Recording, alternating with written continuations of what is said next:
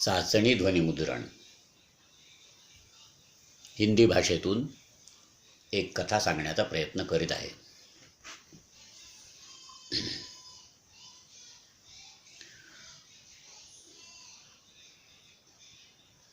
वक्रतुंड महाकाय सूर्यकोटि समप्रभ निर्विघ्नं कुरु मे देव सर्वकार्येषु सर्वदा.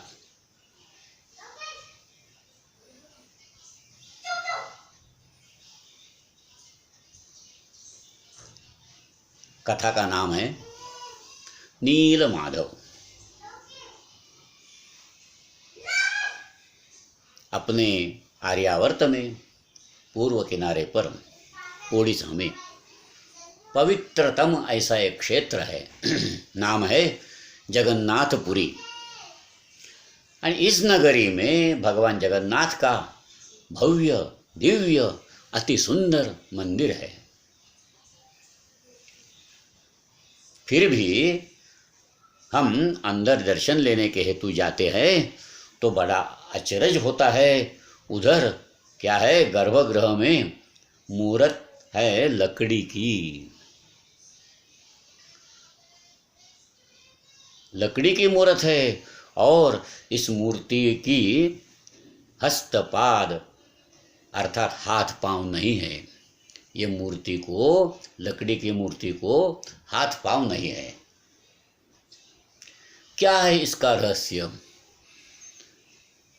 इसके पीछे कुछ इतिहास है और यही कथा हम आज देखते हैं. ये भगवान का नाम है नील माधव. ये कथा है नील माधव की. सहस्रों साल हो गए. इस प्रांत में एक राजा था और नाम था इंद्रद्युम्न. इस इंद्रद्युम्न राजा ने इस नगरी की बहुत सुंदर रचना की थी. राजा रसिक था, कलासक्त था और इस कलात्मक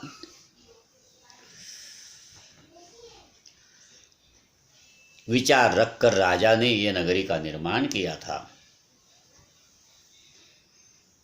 नगरी बड़ी मनोहर बन गई थी और भारतवर्ष की उत्कृष्ट शिल्पकला इधर नगरी के हर एक प्रासाद में दृगोचर हो रही थी. आर्यावर्त की शिल्पकला, उत्कृष्ट शिल्पकला दृगोचर हो रही थी. राजा ने सोचा, एक दिन राजा ने सोचा, इतनी सुंदर नगरी है, इस नगरी में वैसा ही अति सुंदर मंदिर होना चाहिए. और राजा ने आर्यावर्त को सब कुशल कुशल शिल्पकारों को पाचारण किया और मंदिर का निर्माण शुरू हुआ. अति सुंदर, अद्भुत, उत्कृष्ट ऐसा ही मंदिर होना चाहिए. राजा ने इच्छा प्रदर्शित की थी, हुक्म दिया था, आदेश दिया था, ऐसी ही मंदिर की रचना चाहिए. अद्भुत ऐसा मंदिर किधर नहीं होना चाहिए. और कुरु पाषाणों से बहुत सुंदर मनोहर कलाकृति का निर्माण शुरू हुआ. उन पर सुवर्ण, चांदी और हीरे माणिक का तेज तड़पने लगा. आने वाले यात्रियों को बहुत अचरज और बड़ा आनंद हो रहा था. वे बोलते थे, मंदिर होना है तो ऐसा होना चाहिए. इस मंदिर से यह नगरी का शोभा बहुत बढ़ गई है. और एक सुबह राजा सब कारागिरों को मार्गदर्शन कर रहा था, सूचना दे रहा था और ऐसा होना चाहिए, ऐसा नहीं होना चाहिए, ऐसा कह रहा था और देखरेख कर रहा था. और अधिकाधिक प्रसन्न हो रहा था. अगणित कारागिर, शिल्पकार अपने अपने कार्य में मग्न थे. और एक वृद्ध यात्रेकरु घूमते घूमते उधर आ गया इस वृद्ध ब्राह्मण यात्रेकरु ने राजा की बहुत प्रशंसा की और पूछा, राजन, इस भव्य दिव्य मनोहारी मंदिर में कौन सा भगवान की मूर्ति की प्रतिष्ठापना करना है? आपके मन में क्या है? कौन सी मूर्ति लाने का विचार है? और राजा एकदम रुक गया। कारण क्योंकि सोचने लगा, अरे मैंने तो ये विचार ही नहीं किया। अप्रतिम मंदिर का निर्माण करने में मैं भूल गया कौन सी मूर्त लाना है। जिस नगर ये अलौकिक मंदिर में ज़्यादा से ज़्यादा शोभायमान होगी, ऐसी मूर्ति कौन से भगवान की और किधर से लाना है, मैं भूल गया। वृद्ध यात्रेकरु ने कहा, राजन, मैं इधर उधर घूमता है, ऐसा मंदिर किधर भी नहीं है, इतना सुंदर मंदिर किधर ही नहीं है, और इस मंदिर में एक ही मूर्त शोभायमान हो सकता है, वो है भगवान विष्णु की नीलमाधव की। नीलमाधव, बाबा जी किधर मिलेगा ये मूर्त? राजन, वो यात्रेकरु बोला, राजन, बहुत दूर नीलाचल पर्वत पर ये मूर्त है, मैंने देखी है।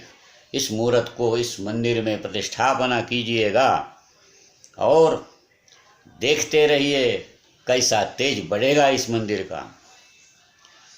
राजा इंद्रद्युम्न ने हर एक जगह नीलमाधव की खोज में सैनिक भेज दिए, परंतु किसी को भी वो जगह मालूम नहीं थी। सब राजदूत गुप्तहेर थक गए और अखेर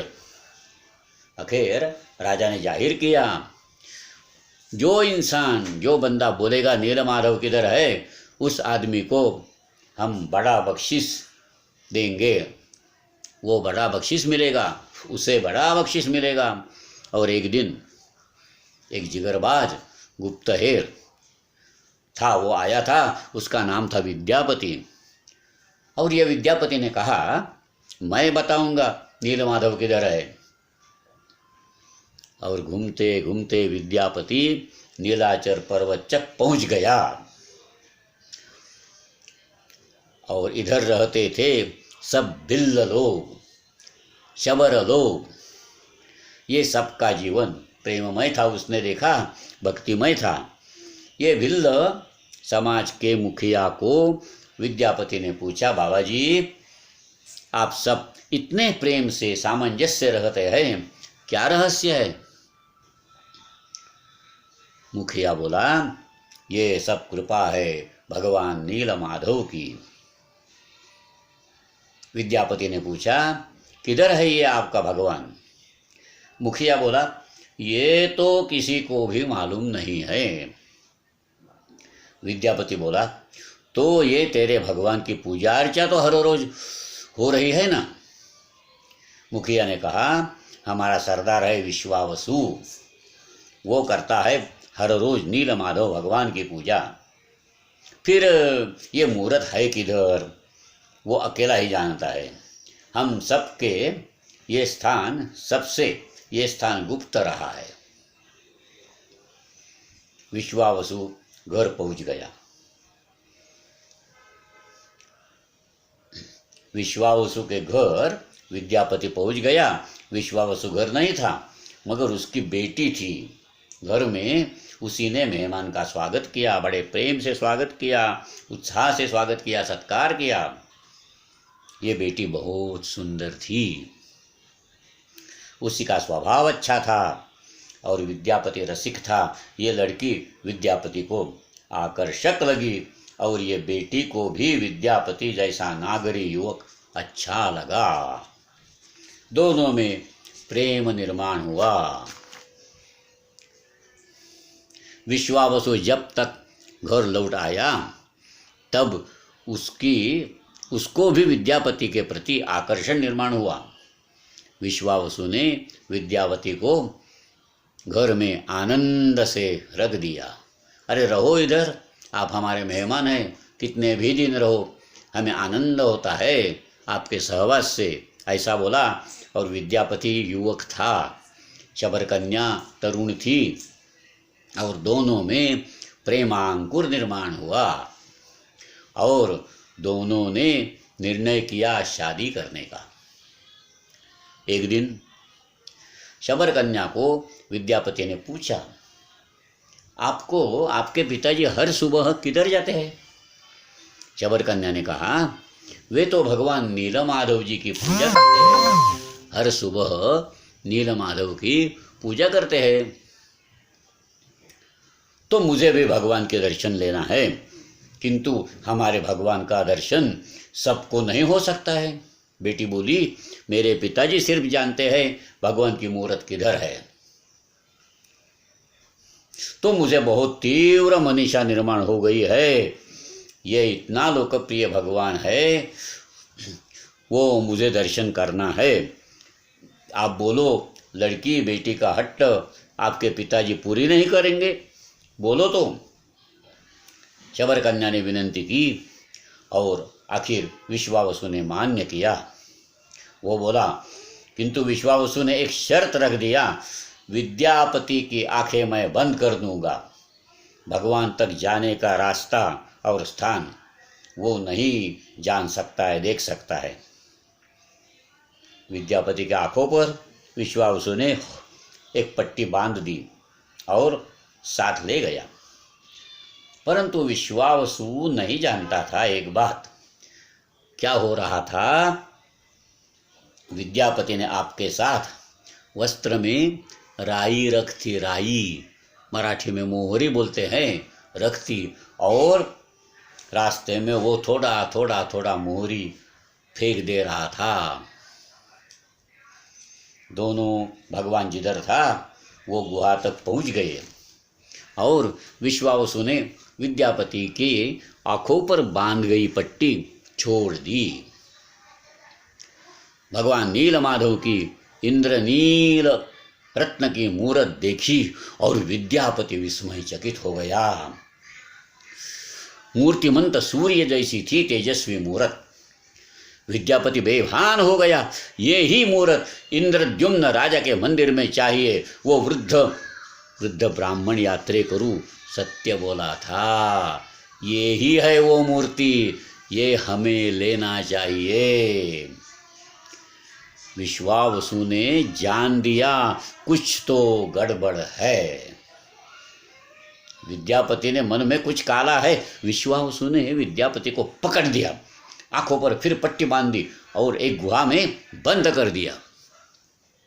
किधर जाता है देखता हूं, आपके मन में कुछ काला है, ये बंदा वापस नहीं जाना है, इसके मन में कुछ कपट है।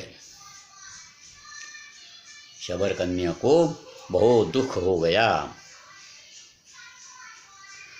उसी ने पता लगाया और हर रोज खाने के लिए कुछ ना कुछ पहुंचाने लगी, बिना किसी को पता लगाने। हर दिन शबरकन्या कहती थी, हम इधर से चलेंगे, विवाह करेंगे, और विद्यापति कहता था, मैं इंद्रद्युम्न राजा के पास जाऊंगा और फिर आऊंगा, और तुझे लेकर विवाह करने के बाद मेरे गांव हम दोनों भी जाएंगे और अच्छा संसार करेंगे, चिंता मत कीजिएगा। विद्यापति को छुटकारा मिला, वो भाग गया। राजा इंद्रद्युम्न के पास पहुंचा। राजा को बोला, मैंने ऐसा कुछ किया है, मुझे बारिश के शुरू होने के बाद सैन्य दो, मैं भगवान नीलमाधव की मूर्ति लाऊंगा। चिंता मत कीजिए महाराज, इतनी सुंदर है मूर्त, आपके मंदिर तेजो मंदिर बनेगा। बारिश शुरू हुआ और राजा इंद्रद्युम्न ने ससैन्य नीलाचल पर्वत तक, ये नीलाचल पर्वत में गुहा में नीलमाधव की मूर्ति रखी थी, पति उस पर्वत तक सवारी किया और रास्ते में विद्यापति ने राई फेंक दी थी।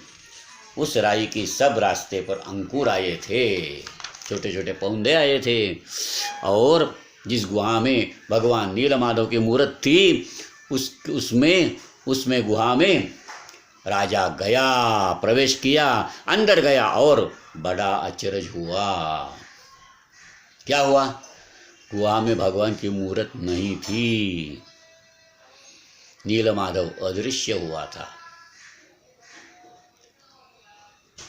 राजा को बहुत दुख हुआ, वो उदास हुआ। इतना भव्य सुंदर मंदिर बना दिया और फिर अंदर भगवान की मूर्त नहीं। ये मंदिर निरर्थक हो सकता है, अब क्या करूंगा? नीलमाधव की मूर्त किधर मिलेगी? राजा समुद्र किनारे पर विचार करता था, बेचैन था और आकाशवाणी हो गई, राजा तुझ पर अहंकार का अमल है, मुझे कोई भी बल से नहीं ले सकता है, तुझे मेरे प्रति भक्ति नहीं है, एक सुंदर वस्तु इतना ही तू मुझे समझता है, अहंकार है, मिजाज है, तब तक मैं किसी को भी नहीं मिलता है। मुझे प्राप्त करने के पहले अहंकार का त्याग करना चाहिए, ध्यान दो। राजा इंद्रद्युम्न को पश्चाताप हुआ, वो रोने लगा। बहुत सालों तक ये भव्य दिव्य मंदिर में मूर्त नहीं थी, सुंदर मंदिर निरर्थक बन गया। राजा ने 100 यज्ञ याग, 100 यज्ञ याग का आयोजन किया, बहुत दान धर्म किया। राजा अब विरक्त हुआ, अहंकार रहित हो गया है। ऐसा राजा, एक दिन राजा को दृष्टांत हो गया। राजा, ये सप्ताह में सागर किनारे पर एक लकड़ी आएगा, उस लकड़ी की मूर्त बना दो। राजा का विरक्ति देखकर भगवान स्वयं प्रकट हुआ लकड़ी के रूप में। ये लकड़ी पर शंख, चक्र, गदा और पद्म की चिन्ह थी। राजा ने समारोह के साथ ये लकड़ी मंदिर तक लाई और कारागिर, शिल्पकार सब लोगों ने काम शुरू किया, मूर्त बनाने का काम शुरू किया। परंतु सभी कारागिर अयशस्वी हो गए, सभी के यत्न व्यर्थ हो गए, सभी हथियार टूट गए। अब क्या करना? राजा परेशान हुआ। कई दिन बीत गए, एक वृद्ध कारागिर आ गया, बोला, राजन, मैं कुछ प्रयत्न करूँगा, मूर्ति बना दूंगा, पर मेरी शर्त है, मुझे मंदिर में 3 सप्ताह दो और बंद कर दो, काम करना दो मंदिर में, काम पूरा होने तक मुझे कोई ने भी तकलीफ ना देना चाहिए। सब दरवाजे खिड़की बंद कर दो। ये वृद्ध कारागिर का नाम था अनंत। अनंत कारागिर मंदिर में गया, लकड़ी ले गई, सब हथियारें ले गई, सब दरवाजे खिड़कियां बंद कर दी। और कुछ दिन बाद 1 सप्ताह गया, दूसरा सप्ताह गया, तीसरा सप्ताह आधा हो गया और लोगों का संयम टूट गया। सब लोग राजा को बोलने लगे, अरे महाराज, वो अनंत अच्छा नहीं हो सकता है, वो चोर भी हो सकता है, मंदिर के दरवाजे खोल दो, कारागिर सब चोर कर सकता है। राजन, मंदिर में सुवर्ण अलंकार है, रत्न हीरे माणिक का संग्रह है, ऐसे क्यों करते हैं? उस पर विश्वास ना डालो। राजा इंद्रद्युम्न की मति द्विधा हो गई, क्या करूं? मंदिर का दरवाजा तोड़ दूं?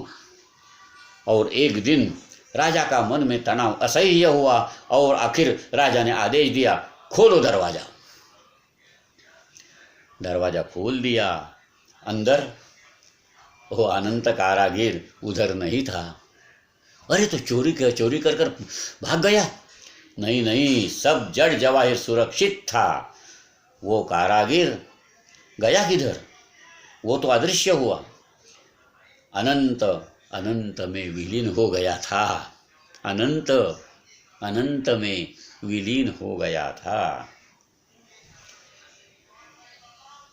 लकड़ी का आधी बनाई मूर्त थी, लकड़ी को आंखें थी, मुख थे, मगर हाथ और पांव नहीं थे। हाथ पांव बनाने के पहले ही दरवाजा राजा ने खोल दिया था। उसे संयम नहीं रखा और शर्त का भंग हुआ था। इंद्रद्युम्न राजा समझ गया, भगवान आप स्वयं आने थे, आप स्वयं आए थे, मंदिर के मूर्त बनाने के लिए स्वयं आए थे, मैं अभागी हूं। राजा रोने लगा, मैं करंटा हूं भगवान, मैंने आपको पहचाना नहीं।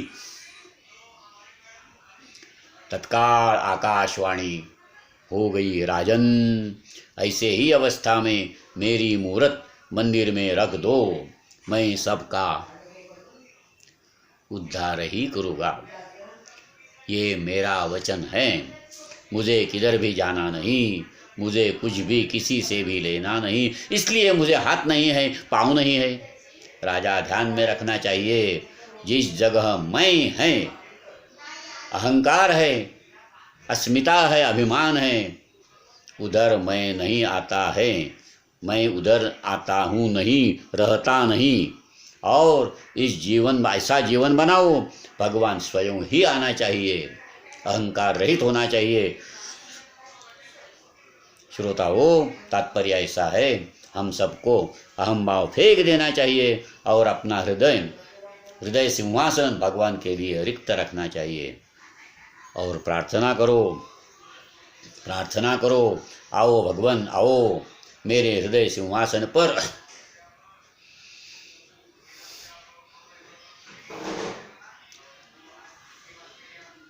विराजमान हो।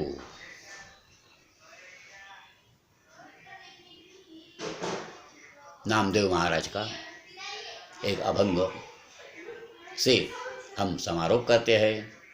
आकल्प आयुष्य भावे तया कुळा, माझिया सकळा भाविकासी, कल्पनेची बाधा न हो कदा काळी, ही संत मंडळी सुखी असो। अहंकाराचा वारा न लागो राजसा, माझिया विष्णुदासा भाविकासी, नामा म्हणे तया असावे कल्याण, नामा म्हणे तया असावे कल्याण, या मुखी निदान पांडुरंग पांडुरंग पांडुरंग हरी वासुदेव हरी।